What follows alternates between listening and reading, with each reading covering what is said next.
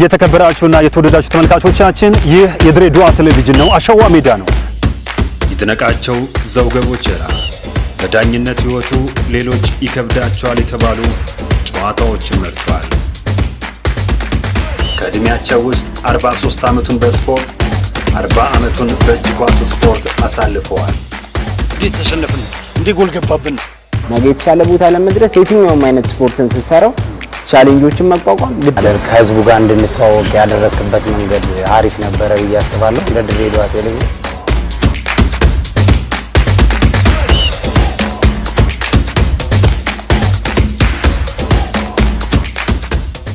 ሰላም ጤና ይስጥልን። የተከበራችሁና የተወደዳችሁ ተመልካቾቻችን በእያላችሁበት የተከበረው ሰላምታችን ይድረሳችሁ። እየተከታተላችሁት የምትገኙት አሸዋ ሜዳ ነው። የ2018 የመጀመሪያው ዝግጅታችን ነው። ዛሬ 2017ን አሳልፈን 2018 እንግዲህ ገብተናል። ይሄው የመጀመሪያው እሁድ የ2018 የመጀመሪያው እንግዳችንን ወደ እናንተ እናደርሳለን። በ2017 መጨረሻ 2018 አዲስ ዓመት ምክንያት በማድረግ በውጭ የሚኖሩ የድሬዳዋ ተወላጆችና ድሬ ማይክሮ ፋይናንስ እንግዲህ በጋራ በመሆን ለቀድሞ ስፖርተኞች 30 ናቸው ቁጥራቸው። 5ቱ ከሐረር ነው፣ 25ቱ ከድሬዳዋ ነውና በአሊያንስ ኢትዮ ፍራንሲስ በተከናወነ አንድ ስነ ስርዓት የአውደ ዓመት ማዋያ 10 ሺህ ብር አበርክተው ነበር እነዚህ ሁለቱ አካላቶችና እኛም በዛ ስነ ስርዓት ላይ ተገኝተን የዜና ሽፋን ሰጥተነው ነበርና ከሐረር ከመጡ የቀድሞ ታላላቅ ስፖርተኞች መካከል አንደኛው ሻለቃ ሻምበል ለማ ኩምሳ ነበሩና ከሳቸው ጋር አጥር ያለ ቆይታ ማድረግ ችለናል። የአንድ ክፍል 30 ደቂቃ የሚሆን ማለት ነው። ዛሬ በ2018 የመጀመሪያ አሸዋ ሜዳ ከሳቸው ጋር ያደረግነው እንግዲህ ቆይታን ነው ማደርሳችሁ። ስለሳቸው ምስክርነት የሰጡም ሰዎች ነበሩና እሱን ነው የምንከታተለው። 2018 የመጀመሪያው ዝግጅታችን ከሻለቃ ሻምበል ለማ ኩምሳ ጋር የምናደርገውን ጋብዛችኋለሁ። ያው እሳቸው እድሜም ተጫዋቹ ናቸዋል። እነ ሉቻኖ እነ ወንድሙ ጨምሮ ትልልቅ የድሮዎቹን ስፖርተኞች ያጫወቱ ኃይለኛም ነበሩ። ደግሞ እውነት ለመናገር በአየር ኃይል ውስጥ ብዙ ዓመት አገልግለዋል። በፓራሹት ብዙ ጊዜ የወረዱ ጀግና ሀገር አገልጋይ ናቸው። እንግዲህ ከተመቸን ደግሞ ለወደፊት ሐረር ሄደን እድሜና ጤና ከሰጣቸው እኛም ከኖርም ማለት ነው 2 ክፍል ለመስራት ጥረት እናደርጋለን ከተቻለ። ለዛሬው ግን ልጋብዛችሁ ይሄንን መልካም አዲስ ዓመት በድጋሚ ስላገኘሁህ ደስ ብሎኛል። ጀግናው ዳኛ ሻለቃ ባሻ ለማ ኩምሳ እንዴት ነህ? በጣም ደህና ነኝ። ስንት ዓመት ዳኝነት አገለገልክ? 87 አካባቢ ድረስ አጥቻለሁ። ግን በኋላም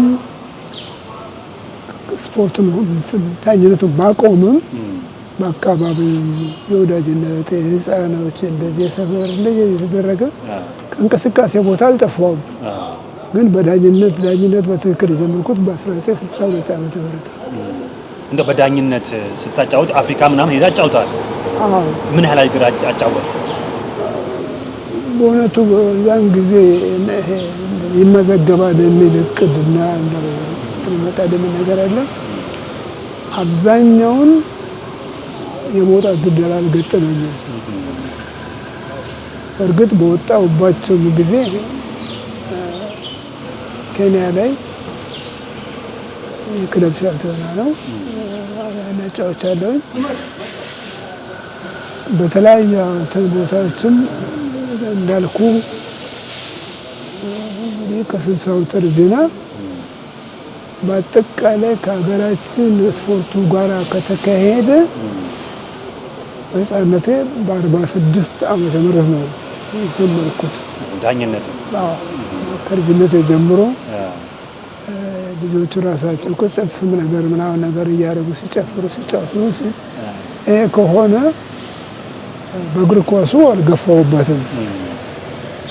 በእግር ኳሱ ባለመግፋቴ ምክንያት በተለወጡ ለምን ዳኛ አልሆንም? ያን ሳደር ቆየው። በወቅቱ ክብራት ይድነቃቸው ነበሩና አንተ ልጅ መቼ ነው ኮርስ ወሰድከው አሉ። እኔ ኮርስ አልወሰድኩም፣ ዝም ብዬ ነው የማጫወተው። ኮርስ አትወስደህ ነው የምታጫውተው? ስለዚህ አንተ ተሰጥቶ ስፖርት ዳኛ መሆን ያለብህና ኮርስ እንድትወስድ ተብዬ በሳቸው ግፊት ኮርስ እንደወስድ ተደረገ። እስካቆምኩበት ጊዜ ድረስ የተለያዩ ውድድሮችን በአገር ውስጥ ተመርጫለሁ። በውጭዎች ግን የተደጋገመ ድል አልደረሰኝም። ሻምበል አንተ በዳኝነት የምትታወቀው ሜዳ ላይ ቆፍጣና ዳኛ በመሆን ነው። ከፈለክ መደባደብም ካለብህ ትደባደባለህ አይደለ? ምን አይነት ዳኛ ነበርክ? አዎ መደባደብ እንኳን አይፈቀድም። እኔ የኢትዮጵያ አየር ወለድ ሲመሰረት ኢትዮጵያ ጥቂት አየር ወለድ ስትመሰረት የመጀመሪያው የኢትዮጵያ አየር ወለድ ሲመሰረት ከመስራቾቹ አንዱ እኔ ነኝ። በወቅቱ አዛዣችን በህይወት የሉም፣ ሻለቃ መኮንን ሙላት ይባላሉ።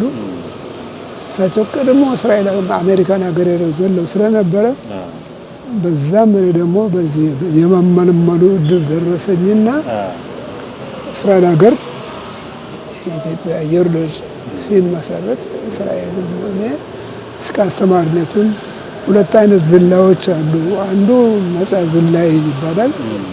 ያ ነፃ ዝላው ለትርኢት ለሾው በጠላት ወረዳ ላይ ከጠላት ተደምቅት ብለህ ሌላው ሰጥተህ ወርደህ ጦር ጥሪ አድርገህ ውጊያ ዘመቻ ውጊያ መስመር የምታስገባበትም እንትኑ አለ። ግን በዛ መልኩ እስከተውኩበት ድረስ የትምህርት ቤቱ አስተማሪ ነበርኩኝ። ዝላዎች ሁለት አይነት ዝላዎች አሉ። በትርኢት በሌላ ላይ ቅድም እንዳልኩ በስፖርት የሚሰራ ፍሪ ፎል የሚባል ነፃ ዝላይ፣ ሌላው ደግሞ ማንኛውም ጦር አየር ወለድ ነክ የሆነ ሰው ሁሉ አየር ወለድ ማለት ወይም ፓራ ኮማንዶ ማለት ፓራሹት መጓጓዣ ፓራሹት ነው። ፓራሹት መጓጓዣ ከመጓጓዣዎች አንዱ።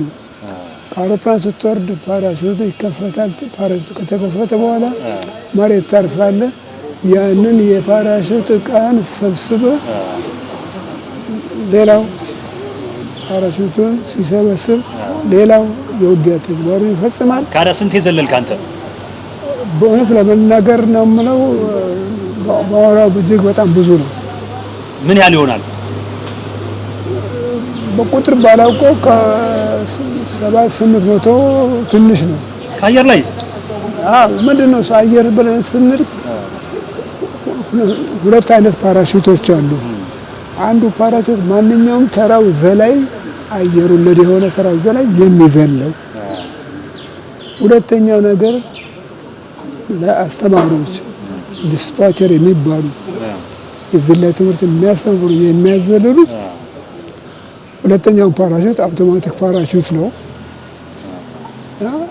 ሊከፍተው ራሳቸው በአየር ላይ ነው። ኮምፓስ ካረንታቸውን አድርገውና በዛ መልኩ ስታዳምረው ሁሉ ብዙ በቃ እስከነበርኩበት ድረስ ለግዳጅ ብለህ የምትወጣበት ጉዳይ አለ። ለባለስልጣኑ ሌላም ሰው ሲመጣ እንደ ዥዋዥዌ እንደ ጨዋታ ስለሚመስላቸው እስቲ ያችን ነገር አሳዩን እየተባለ ባለስልጣኖች ጃንሆይ ራሳቸው ሳይቀሩ ያን ያደርግና አድርጋለና እየደጋገም ስለምትዘለው የራሱ የሆነ መቆጣጠሪያ ደብተር አለው። በዛ ደብተር ማን አዘላይ እንደሆነ ከፍታው ምንድነው ያበረተክቶ ይደረጋል። ግን በመሀከል ላይ የምንሰራቸው ነገሮች ሁሉ አትቆጥራቸውም። አሁን በፊት በዳኝነት ዘመን ድሬዳዋ ላይ ብዙ ታጫውታለህ። ጨርቃ ጨርቅ ከኢትዮ ሲሜንት፣ ምድር ባቡር ከጨርቃ ጨርቅ እንደዚህ እስቲ ትንሽ አስታውሰኝ እዛ ጊዜ። በዛን ጊዜ እኔ ዳኝነት በጀመርኩበት ጊዜ እንዳው ሰፋ ይላል እንጂ እኔ ዳኝነት በጀመርኩበት ጊዜ ሀረር ስለነበርኩኝ የሀረርጌ ጠቅላይ ግዛት ስፖርት ጽሕፈት ቤቱ ድሬዳዋ ነበረ። አቶ መስፍን ኃይሌ ነበሩ። አቶ መስፍን እዚህ ሆነው የፌዴሬሽኑ ደግሞ ዋና ጸሐፊ ይድነቃቸው በነበሩበት ጊዜ አቶ መስፍን ኃይሌ ለረጅም ጊዜ ለዚህ ለሀረር ስፖርት ትልቁ እንደው ቃላት የማይገኝለት አድናቆት የምሰጣቸው በባህሪያቸው፣ በእርጋታቸው፣ በአስተማሪነታቸው፣ በምክር አሰጣጣቸው በጥቅሉ አቶ መስፍን ታላቅ ሰው ነበሩ እና አቶ ይድነቃቸውንም ይተካሉ እየተባለ ይነገር የነበረው አቶ መስፍን ናቸው። በዚህ ምክንያት ያን ጊዜ የነበሩት ክለቦች ትንሽ ናቸው። እነ ኮቶን፣ ሲሚንት፣ ኦጋዴን አንበሳ፣ እነ ምስራቅ በረኛ ፖሊስ፣ እነ ካራ ማራ። አሁን ያው ጊዜው ይርቃልና የነበሩት ስፖርቶች እንደዛም ሆኖ አነስተኛ ሆነው ለምሳሌ የኢትዮጵያ ሻምፒዮና ይባል የነበረው ከኤርትራ 3 ያልፋል፣ አንደኛ፣ ሁለተኛ፣ ሶስተኛ። ከአዲስ አበባ 1 2 3 ያልፋሉ። ከሐረርጌ 1 እና 2 ነው። 8 ቡድኖች ነበሩ መጨረሻ ፍጻሜ የሚደርሱት። እንግዲህ ከነዚህ ቀደም እንዳልኩ ኮተን አለ፣ ሲሚንት አለ። ምድር ባቡራም በኋላ ነው የመጣው። በ60ዎቹ መጀመሪያ ነው የመጣው። እና ቅዱስ ሚካኤል የሚባሉ ቡድኖች ነበሩ። ምስራቅ በረኛ ፖሊስ አለ እና እነዚህን አድርገው ተጨምቆ ከነዛ ደግሞ የተደረገው ለኢትዮጵያ ሻምፒዮና ለሚባለው ውድድር ይሄን ነበር። የሚገርም ትዝታ ነበር የዛ ጊዜ። ግን ሜዳ ላይ ምን አጋጥሞ ያውቃል? የሚያጋጥም እንትኖች ምንድን ናቸው? ብዙ ናቸው። እኔ ለምሳሌ ቅድም እንዳልኩ አየር ወለድ ነበርኩኝ።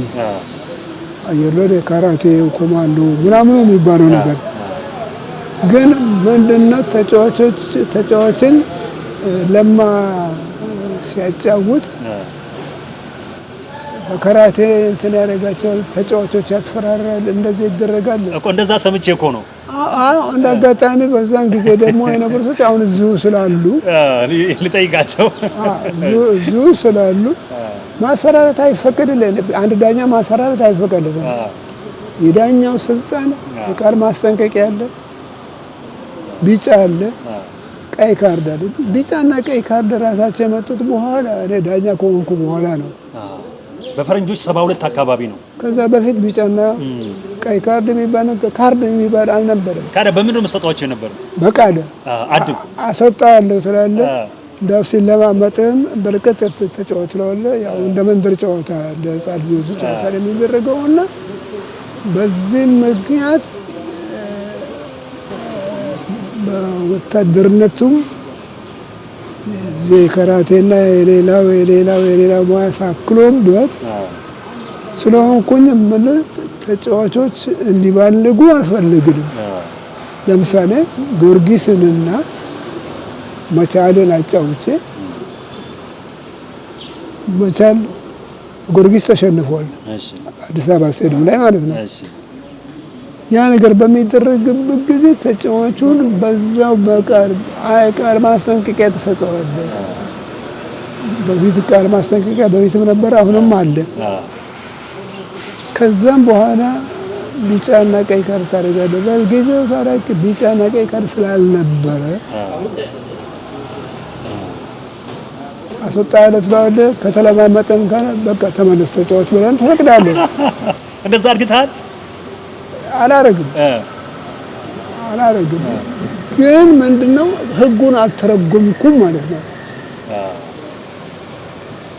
ህጉ ምን ይላል ነው ዳኛው። ለምሳሌ ቅድም እንዳልኩ ጊዮርጊስንና መቻልን አጫውቼ ፋይናል አዲስ አበባ ስቴዲየም ነውና ጊዮርጊስ አሸንፈው መቻልን ዋንጫ ወስዷል። እኔ ወታደር ነኝ፣ መቻል ጥሩ ወታደር ነው። ስለዚህ የኔ ስራ አሁን እዚህ ስገባ የኳሱን ዳኝነት ነው። ከኳስ ሜዳ ውጪ ደግሞ ስገባ ማንኛውንም ተራው ሌላ ወታደር እንደሚሰራው በደረጃ የሚሰራው ስራ ትሰራለህ። ግን ናጦ የሚመጣ ደግሞ ካለ አንዳንድ ጊዜ የፖሊስ ጥረት ሲመጣም ጨዋታ ይቆማል እና አንተ ራሱ እዛው ፖሊስ ትሆናለህ። ጥበቃ ከሌለ ችግር ነው። ሆነ ባልሆነ ምክንያት የምናደርግ ከሆነ ጨዋታው ራሱ መልኩ ይለውጣል። ዳኛ ካጠፋ ዳኛው ከተሳሳተ ዳኛ ይቀጣል። ያ ጨዋታ እንደገና ሊራዘም ነው። ምክንያቱም ሁለቱም ቡድኖች ያደረጉት ነገር የለም። ስለዚህ በዳኛው ልዩነት የሚደረግ ጉዳይ አለ እና ያ እንግዲህ ለማ እንደዚህ ያደርጋል፣ ለማ እንደዚህ ያደርጋል፣ ለማ እንደዚህ ይሰራል የሚባል ነገር ስለዚህ ስምን እያጠፉት ነው ማለት ነው። ስም ማጥፋት ብቻም አይደለም። እኔ ወደ ሜዳ ስገባ ሁለት ቡድን ይዤ ነው የምገባው። የከበደ ቡድን የለማው ነው የታደሰ ይሆን አላውቅም፣ ግን ህጉ ምንድን ነው? ህግ የኔ በ90 ደቂቃ ህግ መተርጎም ነው። የህጉን ኃላፊነት ማስከበር ነው። ለምሳሌ እኔ ስታጫውት አላየውክም፣ ግን ሰው ስጠይቅ ቆፍጣና ናቸው፣ ቆፍጣና ነው፣ ሜዳ ላይ ህግ ከመተግበር አይፈራም፣ ካለፈም ደግሞ ችግር የለም ይላል። ይሄ ትክክል ነው፣ ሀቅ ነው። ስለዚህ እኔ ከፈራሁኝና እኔ በካራቴስት ሆኜ የካራቴ አስተማሪ ሆኜ ፓራሹት ነፃ ዝላይ የምወርድ ሰው ለተጫዋች ተቆጣይ ብዬ ተጫዋች አስፈራራኝ ብዬ አይነት ጨዋታ ለምለውጥበት ጉዳይ ነው። ግን ህጉ እንዳለ ሆኖ ከአቅም በላይ የሚንቀባረር ተጫዋች እድል አትሰጠውም። አንድ አስጠነቀቅከው ከሚቀጥለው ማስጠንቀቂያ በኋላ ቢጫና ቀይ ካርድ ከመጣ በኋላ ቢጫ ትሰጠዋለህ። አሁንም ሌላ የሚሰራ ከሆነ ቀይ ካርዱን ፎቶግራፍ አትነሳበትም።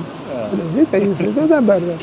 ስለዚህ አንተ በዳኝነት ቀይና ቢጫ ከሌለበት ዘመን እስከሚኖርበት ዘመን ማጫወት ይችላል ማለት ነው።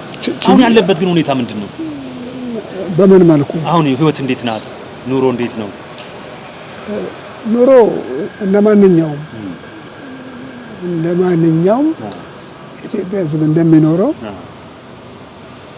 እንደማንኛውም የኢትዮጵያ ሰራዊት እንደሚኖረው በዛ መልኩ ነው ይዤው መመጣው። መደረግ የሚገባው ነገር ሊደረግልኝ ይገባል።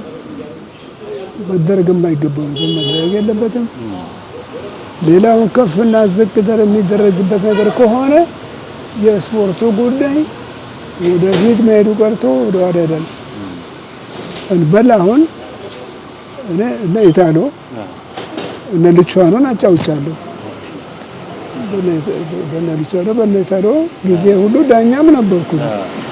እነ ጌታቸው ወልደ በፊት ስለዚህ የዳኛው ተግባር እኔ ቦክሰኛ ነኝ፣ እኔ ካራቴስት ነኝ፣ እኔ ማስፈራራት ራሱ እሱም በህግ ይጠየቃል። ኮሚሽነሩ አለ እኮ አለቃለሁ። ከዳኛው በላይ ኮሚሽነሩ ስላለ ዳኛውን ደግሞ ኮሚሽነሩ በራሱ በህግ ስራ ጣልቃ ሳይገባበት ቅድመ ስብሰባ በፊት ከቅድመ ስብሰባ በኋላ በቅድመ ስብሰባ መካከል ላይ የራሱን አስተያየትና ሀሳብ የመስጠት መብት። ግን አሁን አንተ ያለበት ሁኔታ ምንድን ነው? በህይወት ጥሩ ነው? ደስተኛ ነህ? እንዴት ነው? እንደማንኛውም ኢትዮጵያዊ ነኝ፣ እንደማንኛውም ወታደር ነኝ። አይረብህም? አይጠባህም? አዎ። ምንድነው እሱ አይረብህም አይጠባም ብለን ስንል ይርባል ይዝማል፣ ግን እዚህ ደረጃ አልደረስኩም። ተመስገን። ከባለቤቴ ጋራ ዛሬ 59ኛ ዓመታችን ነው። በትዳር የመጀመሪያዋ ልጃችን ሴት ነች። ጡረታም ከወጣሁኝ ብዙ ጊዜ ነው እና ያንን የጡረታዋንም የተሰጠችውን ነገር አትደርጎ እንደዚህ የናጠጠ ነገር ውስጥ ባልኖር ቁርስና ምሳራቴን አላጣም። ቤተሰብ ከየትም ብሎ ከየትም በዛች በሰጠው ጡረታም ተደርጎ የምኖርበት ደረጃ አለ።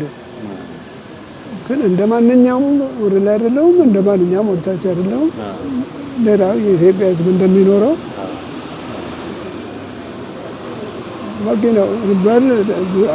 ጡረታም ብትሆን ለጊዜው ሊያዘገይ የራስን በአቅም ሲኖር ትጨምርበታለህ። ስታጣም በባዶ እንደ ቤት ትቀጥላለህ። ባለፈው ሀረር ላይ ያንተ መታሰቢያ እግር ኳስ ውድድር አደረጉ። ምን ተሰማ? እሱንም ራሱ በዚህ አጋጣሚ ላመሰግናቸው ፈልጋለሁ። ያንንም ያደረጉት የሀረር የቀድሞ ስፖርተኞች የሀረር የቀድሞ ስፖርተኞች ማህበር አለን። ያን ማህበሩን አስተባብረው አድርገው ዳቦ ቀርቦ ለባለቤቴ ካባ አልበሰውን ያም እዛ ያለው ሜዳም በእኛው አቤት ኢንተርቪው ላይ መሆኑ አያውቅም። ማይክ አላየም። ስምህ የሚያጠፋው ደግሞ አንደኛው እሱ ነው። አራ እስቲ አንድ የምታስታውሰው ንገረው። እኔ ሜዳ ላይ እንትናን በእንትን የጣለው ውለታ በምን ማነው? አባገሪ ይኸው ዳኛ ሆነ። ታስታውሰዋለህ? እሱ ያመጣው ነው። ንገረው። ያው አባገሪን ስልኩን ተውና አውራዋ ሻምበል። አይ ቆይ አወራዋለሁ። እሺ እኔ እኮ ኢንተርቪው ላይ ነኝ እኮ መተረበሽ ግን ታስታውሰዋለህ? ታስታውሳለህ? ባቡሮች በሙሉ ሮጠው እንትን ያሉ ጊዜ አባ በሎ እኮ ነው እሱ ነው። አሁን አባ በሎን እኔ አላውቅም። በቃ አንተ አጫውተው ያውቃል? እኔ እኛን አያጫውተን። ለምን? አለቃችን ነው። ሀረር ማን አበሳ ሊገባ የእኛ ተቆጣጣሪ ነበር። ጓዴን አንበሳው ከእሱ ጋር ቀልድ ማንም አይፈልግም። የእሱ ቀልዱ ከእጁ ጋር ነው። እንዴ አልማታም እያለኝ ነበር እኮ። ኧረ አንደኛማ ይራመሽ። አሁን ግን ስታየው ምን ይሰማል? እኔ እዚህ በመድረሱ ረጅም ዕድሜ ፈጣሪ ስለሰጠው ደስታ ይሰማኛል። በተረፈ ግን ያንን የጎርምስናውን ጊዜ አሁን ቢመልስለት አሁን ላሉ ዳኞች ምን አይነት ትምህርት እንደሚሰጣቸው አስታውስ ነበር። ፍቅር ባሻልማ እኮ ቆራጥ ዳኛ ነው። እዚህ አይደለም፣ በኢትዮጵያ አይደለም፣ በአፍሪካ የታወቀ ነው። ጉቦ ሲሰጡት አልቀበልም ያለ ነው። እውነት ነው። መቼ ነው? ቆየ። እስቲ አውራኝ። ይጠፋብኛል። ስለአንተ እኮ ሌሎች ነው የሚያውቁት በደንብ አውቃለሁ። ሁሉ የሚናገረው ይችላልና እሱ ታንዛኒያ ላይ ነው። እሺ እንትን ሆቴል መጥተው እንትኖቹ አልጋ አንጣፊዎቹ ፖስታ ያገኛሉ። እሺ ገንዘብ አለበት። ምን ያህል ገንዘብ አለበት አላውቀውም። እሺ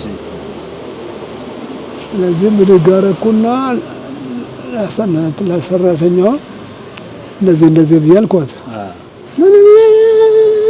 ብላ እሷ ሸሸች። እኔ አላውቅም ነው። ከዛ ሲመጣም ያደረገው ሲመጣም ሳይ ባለቤቷ አይመጣም። ስለዚህ አሁን ዶላር እኔ $2 ነው በቀን አበልን ይከፈለን የነበረው። ዶላር አያውቅም እንዴ? ያውቃል። የኢትዮጵያ ብር ራሱ የዛ ጊዜ ዶላር ነው የሚለው $1። ኦኬ። አቅሙም ነበረው ገንዘቡ ነበረው። እሺ። እና አበላችን $2 ነው ውጭ ስትወጣ። በሀገር ውስጥ መሀል ዳኛ ስትሆን 10 ብር፣ ረዳት ዳኛ ስትሆን 7 ብር፣ አራተኛ ዳኛ ስትሆን 5 ብር። ስለዚህ ይሄንን ለምደህ ለባል ይሄን አንስቼ ልስጥ ብዬ ብል ከየት አመጣው? አልጋ ላይ አገኘሁት። ይሄማ ከላዩ ላይ ቆንጥሮ ወስዶ ቆንጥቦ ወስዶ ያደረገ ነገር ጉዳይ ዘመን ታሪክን አላበላሽምና ያም አላየውም እንዳለ ይቀመጥ፣ እኔም አላየውም። ስንት ቀን ቆይቶ እንዳውም ከዛ እንደገና ደግሞ አለምቹ ሰራተኛ ደግሞ ሲለወጡ ደግሞ ብድግ አድርጋ ትራስ ስር አድርገዋለች። ማታም ልተኛ ስል ሳይሆን እንደዛ ነው። እነዚህ ሰዎች ከኔ ጋር ነገር አላቸው እንዴ? ጅቡ ከሚበላ ብላውና ተቀደስ የሚባል ነገር አለ። እኔ ጅቡ በልተን ከምትቀደስ ቅዳሴ ቀርቶብኝ እዛው ጅቡ ቢበላ የሚቸግረኝ ይቅርብኝ፣ አይሰራም። እንደዚህ ነው ለሞያ የትም አልሄድበትም። ግን በዛ ምልክት አይደለም ብዬ ስል ናሽሚ ና ተሺ ና እሺ ጋሽ ለማ እንደምን ነህ? ሰላም ምን ታስታውሳለህ ስለሳቸው? ኧረ ጉልበቴን ና እዚህ ጋር ተሺ በድሎኛል። እድሜን አንድ ጊዜ አየር ኃይል ላይ ፎርቢች ዋጋ ቆጮ ተሺ ተሺም ትንሽ ያወራ በድሎኛል እያለ ነው። እድሜን ፎርቢች አየር ኃይል ላይ ያገባው እና ሻረው ከመሀል ከፔናልቲ ውጪ ነው እኮ። ከዛ በኋላ ቡዳ በላኝ አላገባው። የዛ ጊዜ ፎርቢቻ አይታወቅም። አይ ከፊት ለፊት ሰው ካለ አትችልም። ምን ትላለህ ለማ? ምንድነው የሚለው? አንድ እስቅልብስ ቢያገባ ትሽርበታለህ። ያው አየር ኃይል ላይ ነው እኮ ግን ማለት ጋሽ ለማ እኔ እኮ አንድ ቀንም ብዙ ጊዜ አማካኝ ተከላካይ ስለሆንኩኝ ኳስ በግሬም ማትቻ ግብቻ ጎል አላውቅምና እችን እንኳን ብታጸድቅልኝ ይመዘገብልኝ ነበር አለ። አይ ቀጥል እንደገና ደግሞ ተካበ ስትደግም እያለ እንትን ከነማ እያለ ኳሷን ይዞ ስለሚሄዲንግ አብረው ሄዱና ወደቀ። አብረው ሲወርቁ ተካበ ሱሪውን ጎተተበት፣ ቁምጣውን ሚግ ሲነሳ አውቆ ጎተተበትና ፓንቱ እንዴት ይተል እጁን ጠምዝዞ ያሸወ ጋሽ ለማ ሲመጣ ያው ለብሎ ሰጠ። ጥሩ ትዝታ ነው። ምን ተሰማ ስታያቸው? ተሺ እኔ አሁን ያው ረጅም ጊዜ እንገናኛለን። ብዙ ጊዜ ያው ሰው ሰርቶ እኛም ወደዛ ነው የሚቀጥለው እንትን ወደ እነሱ እድሜ ነው የምንገባው። አሁንም አርጅተናል ጡረታም ብንሆን ዛሬ ገና አረጀዋል። አንተ ጋር ሲሆን ተሺ ጋሽ ለማ ሜዳ ሲገባ ፊሽካ አንድ ውሳኔ ከወሰነ ሌላ እንትን ብትል ሌላ ነገር ስለሚከተልህ አንድ በህጉም ነው፣ ሁለት ደግሞ በጉልበትም ብትመጣ እኛ ሀረርጌ ምርት ተመርጠን እንትን ስንል ጋሽ ለማ ኮማንዶ እዛ ጋር ያሳይ ነበር ሲገለበጥ ምን ሲል በቃ የሚገርም ተክለ ሰውነቱ ደግሞ ስማ ፍቅር 3 ጦር ሰራዊት ዳጆች ነበሩ። ሁለቱ ሻምበሎች ናቸው። እሱ ብቻ ነው ባሻ። አሁን ይሄንን የባቡር የአዲስ አበባ ነው እሱ። እዚህ ሻምበል ፈቀደ መድፈኛ ፈቃዱ ነው እና ታደሰ ጥላው መድፈኛ፣ ሁለቱም ደግሞ መድፈኞች ናቸው። እሱ አየሩ ገዛኝ በኋላ የመጣ ነው። ገዛኝ እኮ ጋሽ ኩምሳን ተካው። ገዛኝ በቃ እያሻሻለ ኩምሳ በሚያሳያቸው ሁኔታዎች እየተለወጠ በቃ ጋሽ ኩምሳን ሆነ እና እሱ ሲያቆም ያለን አማራጭ ወደሱና ሲቪል ደግሞ አቡጋሽ አቦነም ጥሩ ዳኛ ነበር። አቦነ ታደሰ ትዝታችንን እናንሳለን። ጨዋታን ያነሳዋል። እንግዲህ ሌላውንም እናውራዋ። እሺ እስቲ አውራው። ኳስ እንዴት አቆመ? ማንን መታ? ኳስ ያስቆም ሲሳይ ማርቴ ነው። ሲሴስ ታስታውሳቸዋለህ? ግን ተመልከት፣ አይዘነጋህም። ቅመሙ ነው። ተመልካቾች ያው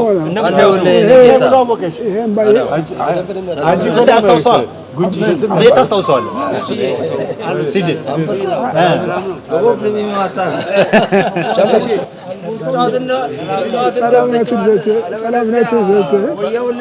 አባራለሁ። ተመልካቾች ዘመደ ብዙ ናቸው። ከሀረር ነው ወደ ድሬዳዋ የሚመጡት። ጀግና ዳኛ ነበሩ። የቀድሞ እግር ኳስ ተጫዋቾች ጃሚ እንዴት ነህ አለ። መቼ ነው የምታውቃቸው? ቀይ አስወጡ እንዴ? የት ይችላል መለጋት እንጂ ኳስ ከዘጎካ። እሺ አንተን በአየር ላይ ሰው ወደ ጎን ነው አይደል የሚወረወረው? ስማ ፍቅር አሁን አጀንዳው ሌላ ጉዳይ ነው። አሁን ባሻ ለማ ኩምሳ ማለት እሳቸው ናቸው። በጣም ጀግና ዳኛ ናቸው። እዚህ የአውደ ዓመት ምክንያት በማድረግ የተገናኘንበት ጊዜ ጋሽ አባይ ናቸው። የዮርዳኖስና የስምዖን አባይ አባት ናቸው። አባይ ቅመሙ አዛውንቶች ብቻ እዚህ ጋሽ አባይ ሰላም ነው። አዛውንቶች ሰላም ነው። እግዚአብሔር አዛውንቶች ብቻ አውደ ዓመትን አስመልክቶ በአሊያንስ ኢትዮ ፍራንሲስ ተገናኝተን ነበርና እሳቸው ከሐረር መጥተው ነበር። አባይ ትልቅ ሰው ነው። እንግዲህ ድሬ ማይክሮ ፋይናንስ እና ከውጭ ሀገር የሚኖሩ የድሬዳዋ ተወላጆች እነዚህን አንጋፋዎችን ሰብስበው የዛ ጊዜ ነው ያገኘዋቸው። ታላቁን ዳኛ በትንሹ ነው ወደ እናንተ ያደረስኩት። ሌላ ጊዜ ደግሞ ስፋት አደርሳለሁ። አመሰግናለሁ። እድሜና ጤና ደግሞ ደጋግሞ ይስጥ። አሜን። ከተመቸኝ ሐረር እመጣለሁ። እሺ የሱ አይ ቢፈቅድ ቆይ ጠብቀን በለው፣ እኛ ሮጠን እንድረስበት። እድሜ ቻው፣ ሰላም ሁኑ። አመሰግናለሁ። የተከበራችሁና የተወደዳችሁ ተመልካቾቻችን ይህ የድሬዳዋ ቴሌቪዥን ነው። አሸዋ ሜዳ ነው። ይድነቃቸው ዘውገ ቦቸራ በዳኝነት ሕይወቱ ሌሎች ይከብዳቸዋል የተባሉ ጨዋታዎችን መርቷል። ከዕድሜያቸው ውስጥ 43 ዓመቱን በስፖርት 40 ዓመቱን በእጅ ኳስ ስፖርት አሳልፈዋል። እንዴት ተሸነፍን? እንዴት ጎል ገባብን? ነገ የተሻለ ቦታ ለመድረስ የትኛውም አይነት ስፖርትን ስትሰራው ቻሌንጆችን መቋቋም ከህዝቡ ጋር እንድንተዋወቅ ያደረክበት መንገድ አሪፍ ነበረ ብዬ አስባለሁ። ለድሬዳዋ ቴሌቪዥን